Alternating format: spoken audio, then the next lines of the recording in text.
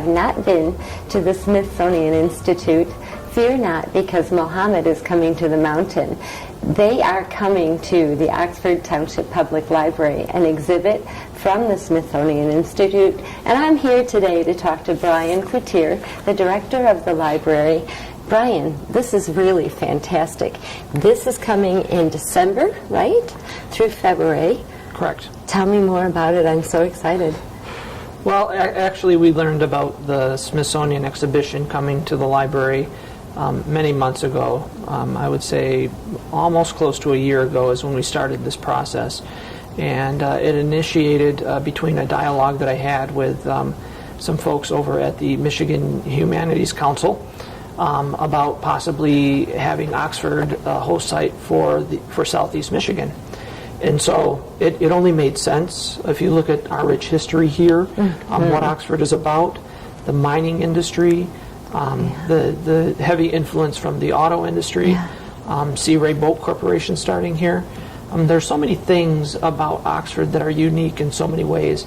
And the way that our community is capable of coming together as one united group is really what sold the opportunity for Oxford Public Library to host the Smithsonian exhibition to the Humanities Council and solidified that for us. And the theme of the exhibition is the way we worked, right? Correct. It is the way we worked. Of the United States industry, correct? It is. It's about a lot about many different things, about different cultural influence and working class generation of people who create a certain base for a community, strong labor unions. All of that plays into really what a true sense of community is about. And because in many ways the Oxford Public Library is that hub for this community, it was a perfect marriage in so many ways. So we're very excited to have a Smithsonian exhibition here. We are one of 5 sites in the state of Michigan this round, the only public library, so I think it speaks highly of our community. It sure does. And so how do you do that in conjunction with the Michigan Humanities, right? And Correct. The Smithsonian Institute. How is this going to happen? They're bringing an entire exhibit here, and then your staff will actually be curators, correct? In many ways, that's correct, but that's only really just a tip of the iceberg. We do have many different volunteers who've come forward throughout the community and the surrounding area to offer their time and services in being docents. And for folks who might not be aware of what a docent really is, it's a tour guide in many ways, but it's an educational tour guide. And so it provides an opportunity for individuals who want to become involved in this local exhibition to take advantage of that opportunity and to do that. And so the way we worked, I think everything about it and surrounding it really brings that big global perspective of what we're about in small town America together and makes it possible for small town America to have that Smithsonian experience. And that's why it's called Museum. It's under the Museum on Main Street program under the Smithsonian Institute. So it's really a partnership of the National Archives, the Smithsonian Institute, Michigan Humanities Council. They're the major underwriters of this, as well as our other partners, and I don't want to forget any of them, so I'll bring out my little note here. But we're also working with the Four County Community Foundation out of Elmont. Yeah. And as well as we have a relationship already with, so we're only enhancing our relationship with the Northeast Oakland Historical Society and Museum. Fantastic. Of course, our Friends of the Library, our nonprofit and advocacy group for the library, are co-sponsoring as well. So it really has brought a lot of great organizations together for the better good of our community in so many ways. Which epitomizes the purpose of the traveling exhibits, is bringing education to communities in order to bring communities together. Correct. And providing an opportunity for that. Correct. And I know you had mentioned a minute ago, how does it come here, what those types of things. Well, it comes in, I think there's maybe 13, 14 crates. They're very large crates. I would say they're probably about, some of them this wide by probably 2 or 3 times length of that. They're on wheels. So it's a major undertaking for us to be able to host an exhibition like this, to have the facility to be able to accommodate that, and so we're really excited to have this opportunity for it to come here. Well, just let me say that says a lot for your staff as well. I mean, everybody feels like they're in an overworked situation, no matter where you're at in your job. Everybody in your facility are going above and beyond their call of duty for the sake of the community. And I've talked to a couple of them. They're so excited about doing this, even though it's added that extra layer of burden for them. But providing this to the community is what it seems like that's what they want to do with their heart. And it's really fun to watch this happen. And it's not just come on in and look around. You have events planned out for the entire month and a half they're here, right? Or month? The 2 months that they're here, correct. Yeah. And I can share some of those with you too if you're interested. Yeah, I'm so excited about this. The newsletter, our library newsletter, should have already reached all of our residents through mail. Inside the newsletter, there is an insert that can come out, and it is the Smithsonian, The Way We Worked insert. And inside of this particular brochure is all of the Smithsonian exhibition-related material and content.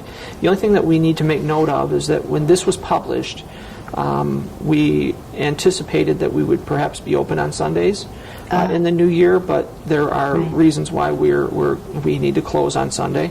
And as a result of that, the 2 items that were affected by the date change in here have been, or by Sundays rather, or hours change, have been rescheduled to other times and dates, and I have those. Not canceled, but rescheduled. Not canceled, but rescheduled. Okay, good. So just to give you a rundown of the list of events, if you'd like. Please.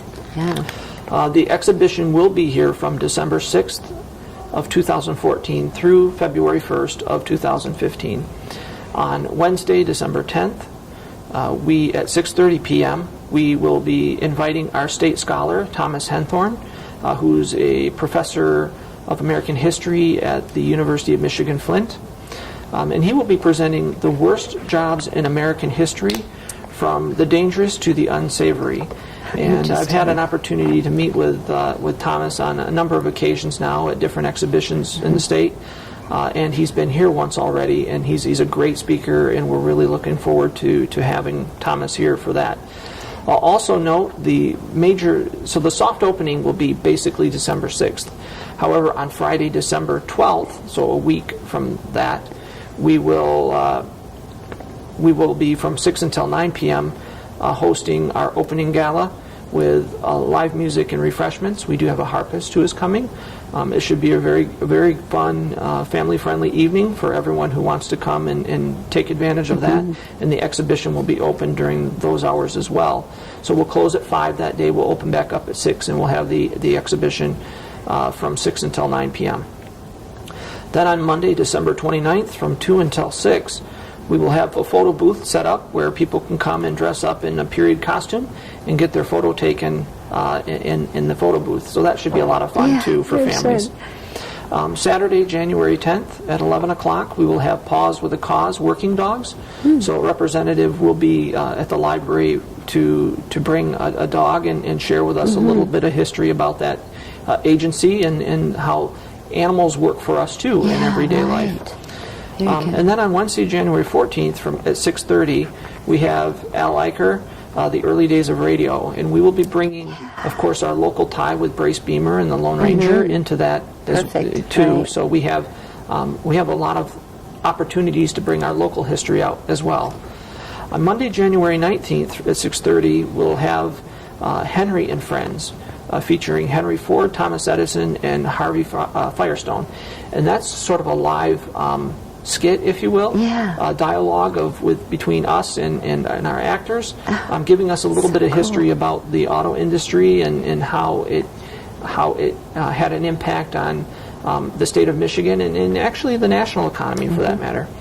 Then on Wednesday, January 21st at 6:30, we have Sheep Shank Sam, Michigan Lumberjack, and that's really geared more toward the younger generation, but of course it's a family-friendly event, so we hope to get as many people there as possible. Yeah.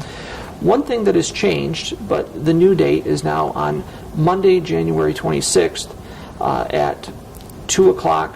We'll have Pete Folco, a storytelling folk song person, who will be here, and he's out of the Lapeer area, so he's a local to our region as well.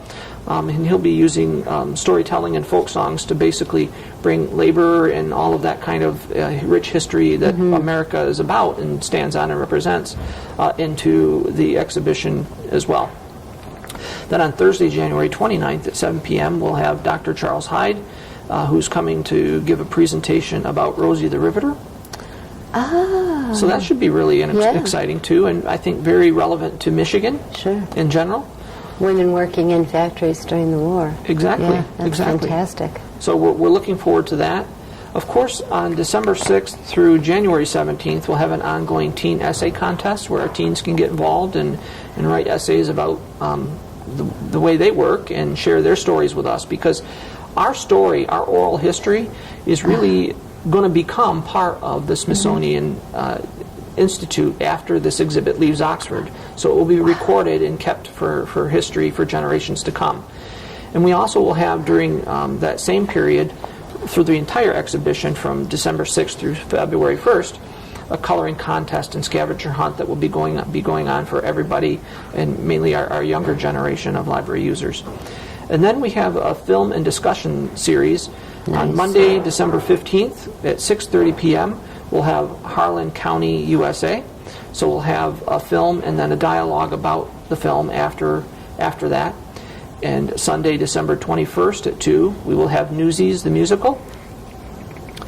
On Tuesday, January 6th at 6:30, we have American Dream. And then Thursday, January 22 at 6:30, we'll have Salesman. And one of the special elements that we're bringing to this exhibition as well, to really focus on our local history more, is our fireside chat and discussion. I'm very pleased and excited to announce that those of you who remember Judy Doublestein, the director who was here for a little over 30 years prior to my arrival, is coming back and joining us along with our chairman of the board, Dwayne Salzwedel. Wow, yeah. And they and I will sit down in front of the fireplace and have a dialogue about the library's history and how it evolved into what it is today. And then in addition to that, I have a good number of local business folks from the community from Oxford who have agreed to come on January 9th and do a presentation on doing business in Oxford then and now, kind of an older generation and the newer generation. And to give you an example of just a couple who have confirmed that are planning to be here for that, both Jim Sherman Sr. and Jim Sherman Jr. will be here to help us with that. I know the Basardi family has stated that they want to be involved too. And Patterson and Jean Davidson and her mother will come and talk about the Patterson drugstore here in town, and just it'll be an open dialogue so we can reminisce about the good days and talk about Oxford and the way businesses evolved into what they are. And how we got here, right. Exactly. Now, we can't do a local exhibition about the way we worked and exclude the mining industry by any stretch of the imagination. It is the basis by which this community in many ways was founded. And so the gravel industry, a representative from the gravel industry will be coming on January 16th to talk about their influence in our community and in the industry in general. And then we have... That's a rare opportunity. It is. So we're very excited that many of us who've been in this community for all these years, I'm not going to say how many, have not had that opportunity. So thank you for providing that. Well, sometimes, unfortunately, sometimes it takes an organization with a name like the Smithsonian Institute and the National Archives to bring and people show up, and that's not a bad thing. No, it's not. I think it's a very healthy thing for our community, and I think right now in particular our community needs that. And so we're very excited to be an instrumental key player in making that, facilitating that and making that happen. Then on January 23rd, we have a U.S. Navy officer coming to talk to us as well. He is Mr. Clark from Clarkston, and he actually was a speaker not too long ago at our local Rotary Club, and an excellent speaker, very entertaining in very many ways, has some fascinating stories to tell, and he's going to come and talk about the U.S. Navy, because that is a career for so many people, along with all of our military forces for that matter. Very important key position in career that people hold in our nation, and around the globe for that matter. And then we're going to also on January 30th have Jody Bee Honey Farm, Working Bees. Sure. Mm-hmm. That's going to come and talk to us as well. So there's a list of things, I think, for the 2 months that we're going to have the exhibition. We're probably having what we would normally have in about maybe 3 or 4 months worth of programming all packed into that. And I want to make it known that really it's very important that we realize that this would not be possible without the donors that I mentioned at the and the underwriters that I mentioned at the beginning of our talk, because really Oxford Public Library really has not spent any tax dollars to date on this program. It's been completely underwritten by the contributions of those organizations and private donations, as well as corporate sponsorship. So it's very exciting to know that we're able to do this and have a great experience come here to Oxford without having any burden, or unnecessary burden, I should say, on our taxpayers right now. So that means a great deal to us, that we're able to bring the true sense of community together, working together to make Oxford a better place for everyone. So, providing a place for us to continue to make history. Exactly. Our public library is exceptional. I have to say that, not just because I'm sitting in here, but what you do and your staff does year-round is incredible, but this is over the top. I'm so excited about this, and I'm going to really fight to keep myself away every single event that you have. But I hope that the rest of the community realizes what a valuable exhibit this is, and a valuable time it is for our library. That's an important statement, because really our docents, our volunteers are the core group that's going to help us make this happen. But aside from that, for many, many months now, my entire team has been behind the scenes, dedicating hours and hours and hours of work, even outside of the library, on their own time, to make this exhibition the best it can possibly be for Oxford. And that says a lot about the people we have working here. That they are truly dedicated public servants, and they really care about Oxford and what the Oxford Public Library is about. So I think even their spirit, their working spirit, plays into the core of what this exhibition is really meant to be. And that's very important, because as I'd mentioned in some other literature about the exhibition, we really, as a society, we're focused too much on where we're headed, and we forget oftentimes where we've come from and what really made us who we are. And that's unfortunate that we are a society like that today, that practices that in so many ways. But it's equally important to understand that our younger generation, as we change as a society, our younger generation loses touch with that. Right. So it makes it even more important that we emphasize that and get them involved, and hear their stories, and they can hear ours, so that they become a better people moving forward into our future, because let's face it, they are our future. And so having them involved in this exhibition is very important as well, just based on the oral history component, and learning about that the things that we take for granted on a day-to-day basis today. There were so many sacrifices made to make that possible for them. Well, and just to have a look of the video that's available from the Smithsonian on some of the jobs that people did, whereas OSHA wouldn't allow that now, and there's 2 children standing on a loom, and I mean, it's amazing how we've evolved, and kids don't realize the sacrifices that people made to make America great. And speaking of that, are you going to have school tours or anything like that coming through? Yes. In fact, All of this information has been shared with all of our local school districts in the entire region, even outside of Oakland County for that matter. Great. And so we do have school tours. We do schedule those in advance so that we can anticipate certain crowds and certain times, and we'll have the staffing here to be able to accommodate that, because we want to make sure that they do get a guided tour, an educational tour, if you will. And so we have heard back from some of our schools. We're still waiting to hear back from others. On a local level, part of this exhibition even provides funding for our local school district for busing, so that they don't have to carry that burden as well. And so we're very pleased that we've been able to arrange for things like that, to make it even easier to engage our younger generation, to bring them here. And so my goal, obviously, ideally, would be to have as many, if not all, of the students in Oxford to come through at least one time, whether it be as a group, a school group, or a class, or even with their parents for that matter, or on their own if they're of age to be able to drive and come to the library on their own. Certainly we want it to be as successful as we can possibly make it. And so if schools, local school districts want to make a reservation to bring a class, we would encourage them to call our reference desk at 248-628-3034, extension 222. Great. And we would be more than happy to get them on the list. And do they also have to sign up for ahead of time for the events that are offered within your newsletter?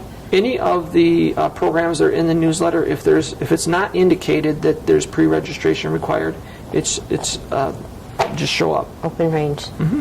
Thank you so much. We'll be back. I can promise that. Well, thank you. It's going to be a very exciting time.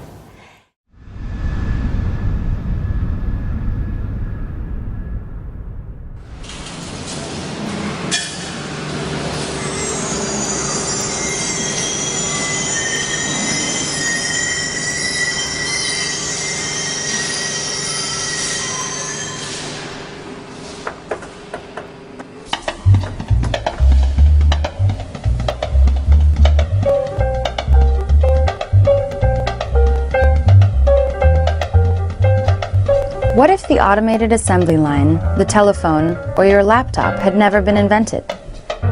Heavy machinery and high-tech tools took most Americans off farms and into industrial fields. Today, we rely on technology to make our jobs faster, easier, or safer. It irreversibly changed how we work in America. I think one of the things that is somewhat unique to America is our attitude toward technology. We have embraced technology very openly.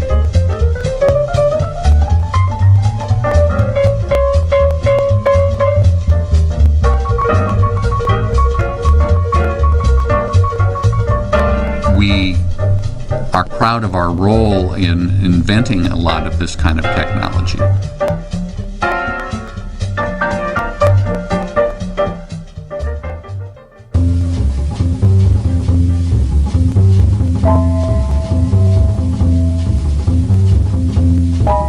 For most of human history, work was done by hand or with some simple hand tools.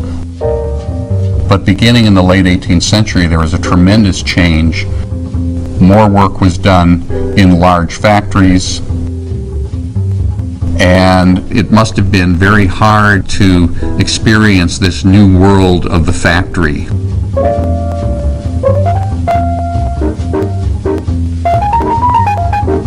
The constant motion of the machineries, the lights and the noise.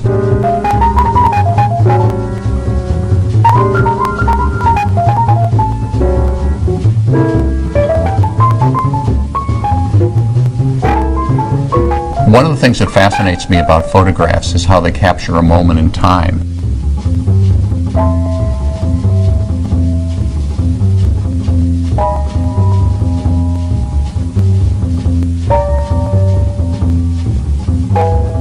It's important, I think, that we continue talking about jobs and what they mean in the future.